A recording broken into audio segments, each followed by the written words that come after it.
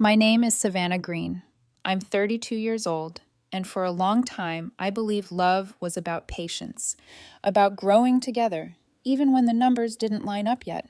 The night that belief died, I was standing beneath a crystal chandelier that probably cost more than my annual rent. The mansion was one of those places that felt allergic to reality.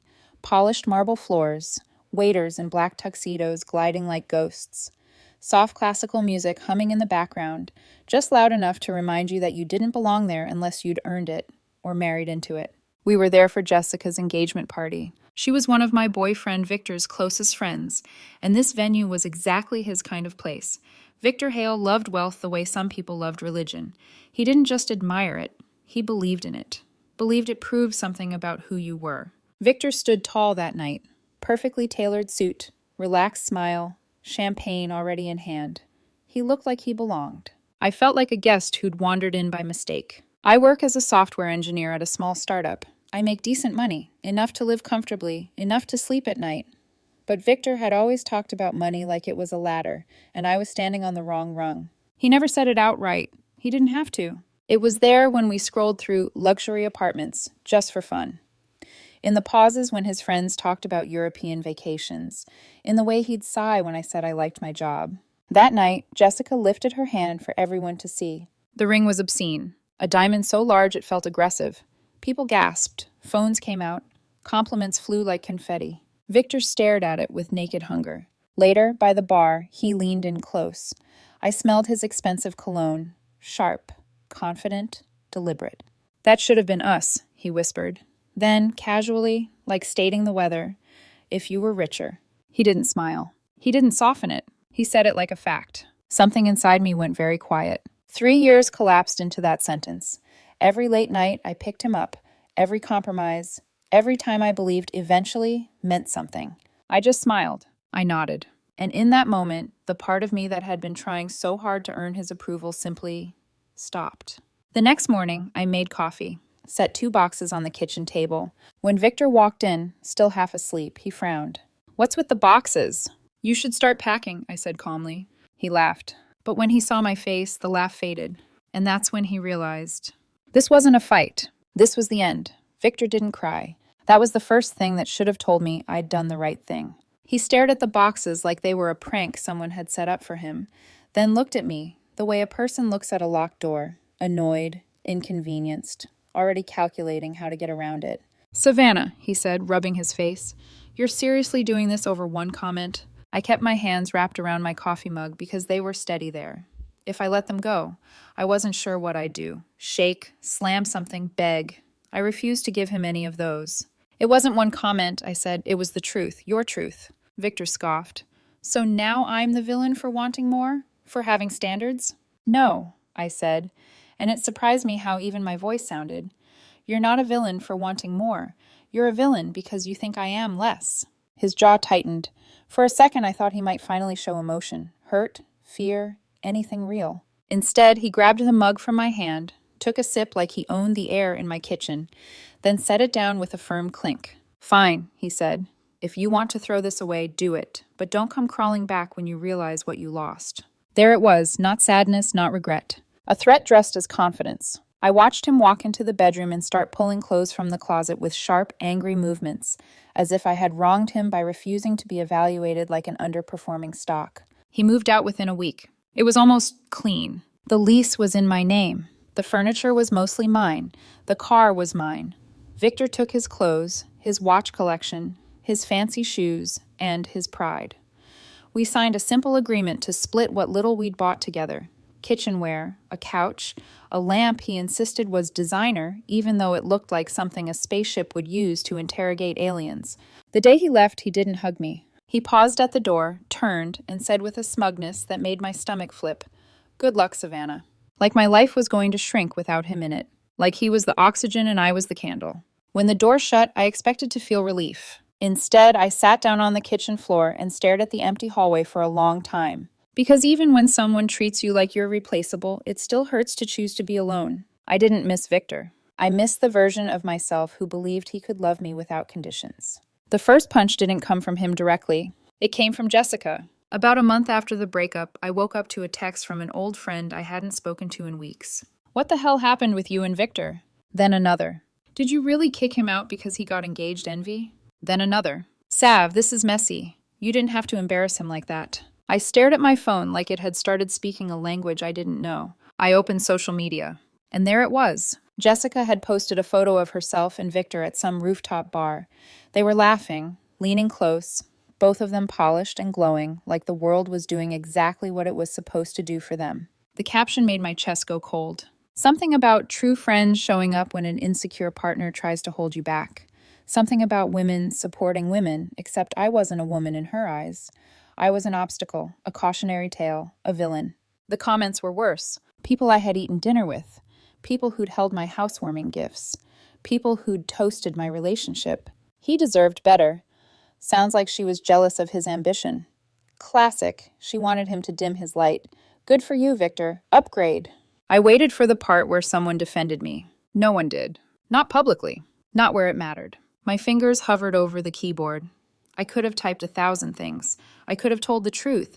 I could have posted screenshots. I could have explained the whisper at the bar and how it sliced through me like glass. But I didn't, because I could already see how it would go. People don't want truth. They want the version that entertains them. So I did the only thing that preserved my sanity. I went quiet. I didn't respond to messages. I didn't comment. I didn't defend myself. I let them believe what they wanted. And I took all that fury, every sting, every betrayal, every headline Jessica wrote about my life, and I poured it into the only place that had never lied to me. My work. My startup wasn't glamorous. It wasn't the kind of job you bragged about at engagement parties and mansions. We worked out of a cramped office with bad air conditioning and a coffee machine that tasted like burnt regret. We were building financial software, complex, boring to outsiders, the kind of thing that made eyes glaze over at dinner. Victor used to call it my little computer project. He'd say it with that half smile, the one that meant he was humoring me. Savannah, you're smart, he'd tell me, but you need a real job, a big name, something stable, something that says you've made it. The thing Victor never understood is that stability isn't always safety. Sometimes stability is a cage. I had taken a lower salary at the startup in exchange for stock options. It was a gamble, and everyone around me, including Victor, treated it like a childish fantasy. After the breakup, I stopped caring what anyone thought. I started coming in early, staying late. Some nights I slept on the office couch with my laptop on my chest, waking up with lines from the keyboard pressed into my skin. 12-hour days became 15. My world narrowed. Office, code, home, repeat. Friends drifted away quietly, like they were backing out of a room where someone had started shouting. Even my phone felt heavier, like it was full of ghosts. And there were nights, so many nights, when I sat alone in my apartment, lights off, eating noodles straight from the pot because I couldn't justify wasting time on dishes, and I'd hear Victor's whisper in my head. That should have been us if you were richer. Some people hear words like that and crumble. I heard them and felt something harder forming in my spine. Not revenge. Not spite. Resolve. Because I wasn't going to spend the rest of my life auditioning for love. 6 months into that grind, something shifted. Our CEO called an all-hands meeting. We squeezed into the conference room, shoulder to shoulder. The air smelled like sweat and stale coffee and exhaustion. He looked nervous, almost sick. I remember thinking, oh God, we're done. We're shutting down. But then he smiled. A real smile, the kind that lights up a person's whole face. He said, we're being acquired. For a moment, nobody reacted because it didn't feel real. Then he named the company acquiring us. A multinational bank, one of the biggest names on the planet. And the room exploded. People yelled. Some cried. Our CTO sank into a chair like his bones had melted. I didn't move. I just sat there, heartbeat slow, mouth dry. Because the first thing that flashed through my mind wasn't money. It was Victor. It was his mocking tone, his standards, his whisper. And then the CEO started talking numbers. He started explaining valuations, stock conversion, option multipliers. I did the math in my head, because I'd always done the math in my head, and my stomach dropped. This wasn't pay off your student loans money. This wasn't buy a nicer car money. This was your entire life changes without your permission money. I walked out of that meeting in a daze. I sat at my desk and stared at my monitor without seeing it, because the strangest part wasn't excitement. It was peace. Like the universe had been quietly building an answer for me while everyone else was busy laughing at the question. That night, I went home to my apartment and stared at the ceiling. And for the first time since that mansion party, I didn't hear Victor's whisper as a wound. I heard it as a warning I'd survived. But I told no one. Not Jessica, Not the friends who turned away, not even my closest coworker. I didn't post. I didn't celebrate loudly. I didn't change anything overnight. Because something in me had learned a brutal lesson. The people who loved you when you had nothing were rare. And the people who loved you when you had something were loud. I wasn't ready to find out which was which. So I kept my life small and quiet, even as my bank account became something I could barely comprehend. And then, just when I thought the story was going to be about rebuilding alone, someone new walked into my life. Not like a dramatic entrance, not like a movie, more like a gentle interruption. A man with a warm voice and a laugh that didn't sound like it was trying to impress anyone. And I didn't know it yet, but the next chapter of my life was already turning the page. The first thing I noticed about Ethan Cole was that he didn't ask me what I did for a living. Not right away, not even indirectly. We met at a dog park on a Sunday morning that smelled like wet grass and cheap coffee. My rescue mutt, Atlas, decided Ethan's golden retriever was his mortal enemy and his best friend all at once. They tumbled into each other, leashes tangling, bodies colliding, tails wagging, like they were arguing about who loved chaos more. "I'm so sorry," Ethan said, already crouching down to untangle the leashes. "He thinks every dog is a wrestling opponent." "Atlas thinks he's the main character," I replied, laughing despite myself. Ethan smiled. It wasn't flashy. It didn't try to sell me anything. It was just warm. We talked while the dogs exhausted themselves, about training disasters, about bad coffee, about how Sunday mornings felt shorter the older you got. When he asked my name, he said it like it mattered. "Savannah," he repeated. "Nice to meet you." That was it. No scanning my clothes, no subtle questions about my apartment, no comments about ambition or timelines. We exchanged numbers because the dogs were clearly going to drag us into each other's lives again, whether we wanted them to or not. On our first date, we sat at a small diner with cracked vinyl seats and chipped mugs. Ethan ordered pancakes. I ordered eggs. We talked about books, about his students. He taught middle school science, and about the weird comfort of routines. He didn't ask what I did. On the second date, we walked through a park and shared a pretzel from a food cart. He told me about the nonprofit he volunteered with on weekends.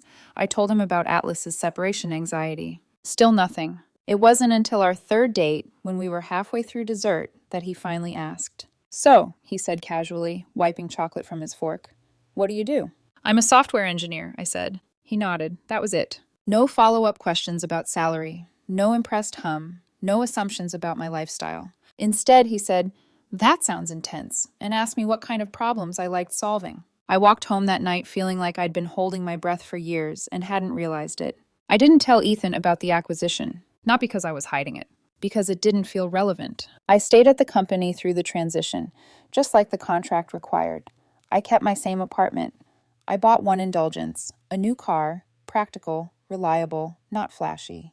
The only person who knew exactly how much money I now had was my financial advisor, a woman who spoke in calm, careful sentences and kept reminding me to breathe when the numbers made my vision blur. "This changes your future," she said. I shook my head. "It changes my options." There was a difference. Victor would have bought a watch. Jessica would have booked a trip. I bought time. Ethan and I took things slow. There was no rush, no pressure to define us by a certain date. No measuring of progress against other couples. When I cooked, he washed dishes without being asked. When he stayed over, he made the bed like it mattered.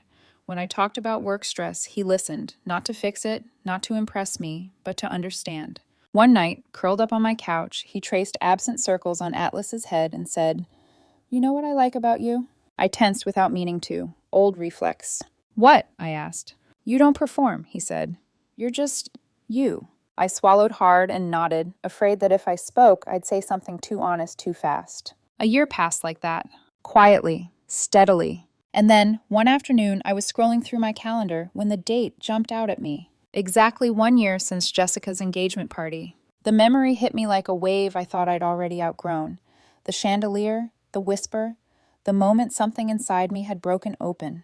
I sat there for a long time, not angry, not bitter, just aware. Because closure doesn't always come when you want it. Sometimes it comes when you realize you're strong enough to face the place where you were once small. I made a phone call. "Hi," I said when the events manager answered. "I'm calling about booking a venue." She listed options. Hotels, ballrooms, gardens. I cleared my throat. "I want the old Hawthorne estate," I said.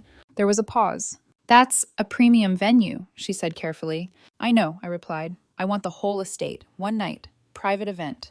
Another pause. And the budget? I smiled to myself. It won't be a problem. The next step was the guest list. And that was where things got strategic. I knew Victor and Jessica were still inseparable.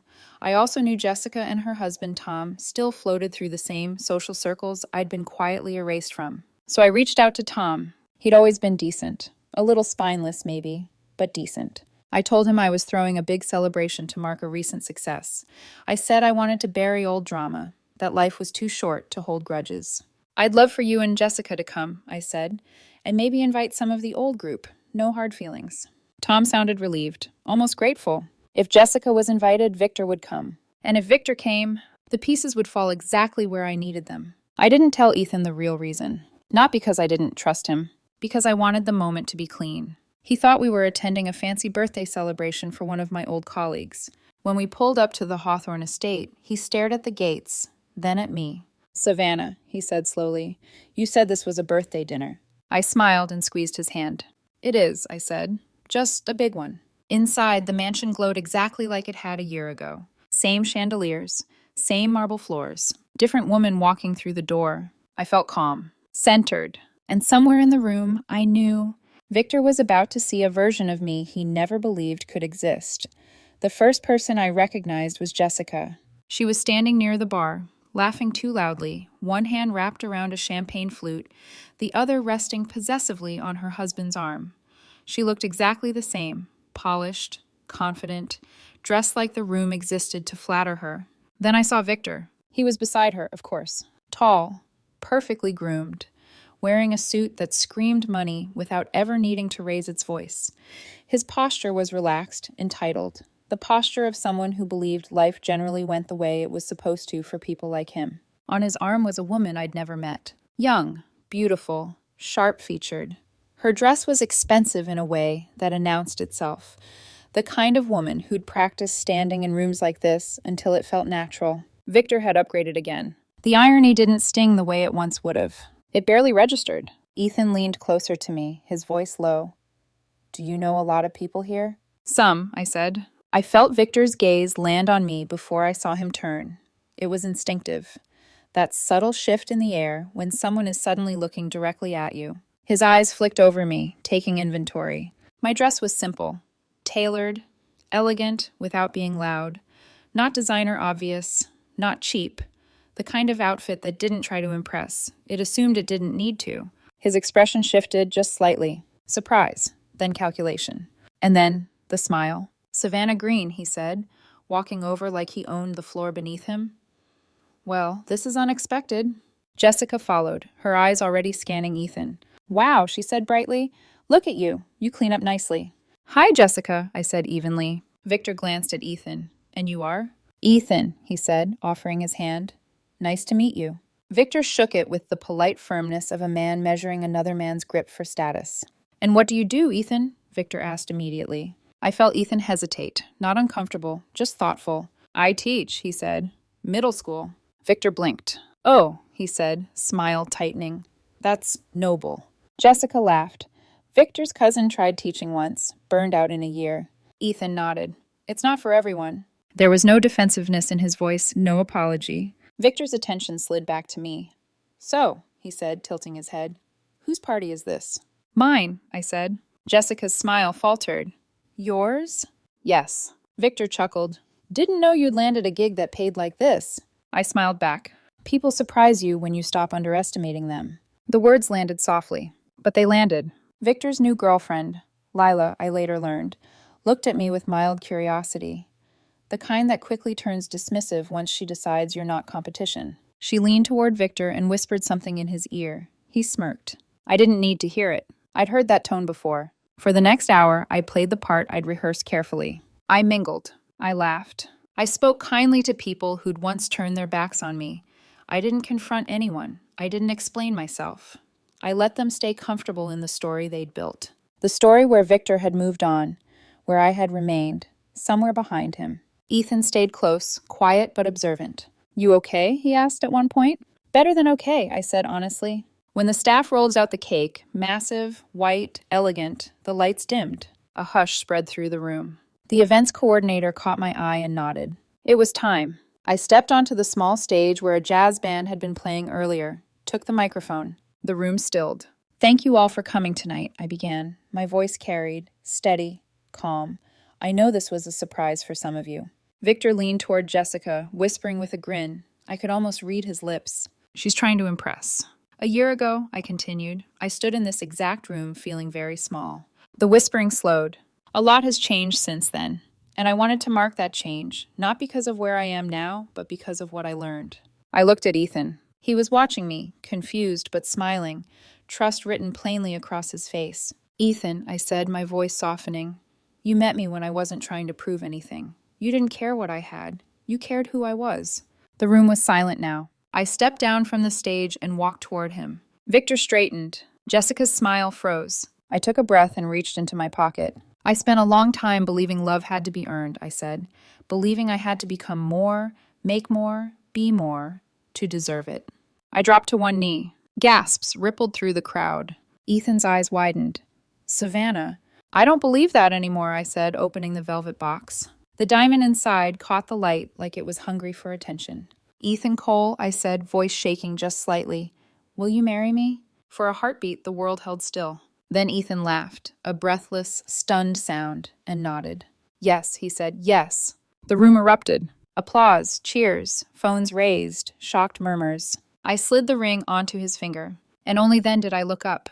Victor was staring. Not at me, at the ring. His face had gone pale, his confident posture collapsing inward like a building with faulty supports. Jessica's mouth was open. Lila's expression had shifted, sharp, suspicious. Victor finally understood. This night wasn't about showing off. It wasn't about revenge. It was a response, 1 year in the making. The applause washed over us in waves, loud enough to blur everything else. People crowded in with congratulations. Smiles stretched wide, voices overlapping. "Beautiful ring." "Congratulations!" I didn't see that coming. Ethan was still holding my hands like he was afraid the room might disappear if he let go. His eyes were bright, stunned, joyful. "I thought this was a birthday party," he whispered, half laughing. "It is," I said softly, "just not whose you thought." He shook his head, smiling, and pulled me into a hug that felt grounding, real. Nothing performative about it. When I finally looked across the room again, Victor was no longer smiling. His new girlfriend, Lila, had stepped a few feet away from him. She was staring at Ethan's ring with the kind of expression that calculated things automatically. Cost, value, implication. Victor leaned toward her, whispering fast now. Her response was sharp, too sharp to be affectionate. Jessica, meanwhile, looked like she'd swallowed something bitter. Her eyes darted between me, the ring, and Victor, pieces sliding into place in her head whether she liked it or not. The narrative she'd built had just collapsed. I didn't gloat. I didn't approach Victor. I didn't need to. The truth was doing all the work for me. The rest of the night passed in a soft blur. Old friends came up to me with awkward smiles, compliments that tasted faintly of regret. "I didn't know," one of them said quietly. "I should have reached out," another offered. I nodded, smiled, let them off gently. Closure didn't require punishment. It required distance. Tom, Jessica's husband, found us near the terrace doors later that night. He shook Ethan's hand first, then mine. "Well played," he said, not smiling. "I mean that."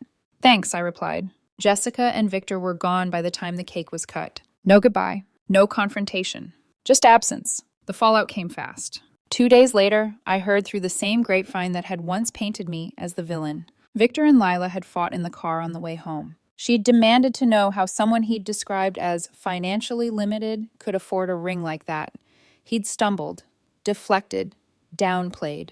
That only made it worse. Their relationship, built on optics and upgrades, couldn't survive the idea that he'd misjudged my worth so completely. They broke up a week later. Jessica sent me a long message not long after that. She said she'd been hurt that I hadn't told her the full story, that she'd assumed, that she was sorry for how things had been handled. I read it once. Then I replied with a single word. Okay. Ethan and I didn't rush the wedding. We didn't need to prove anything. 6 months later, we stood in the backyard of a house we'd chosen together. Not a mansion, not a showpiece, just a place that felt like us. Close friends, family, laughter that didn't echo off marble walls. When Ethan slid the ring onto my finger, I felt something settle into place. Not victory, not revenge, Peace. I sometimes think about that whisper at the bar, how it felt like a verdict back then. That should have been us if you were richer. The truth is, it was never about money. It was about belief. Victor had measured my worth by my bank account. Ethan had measured it by my character. And that made all the difference.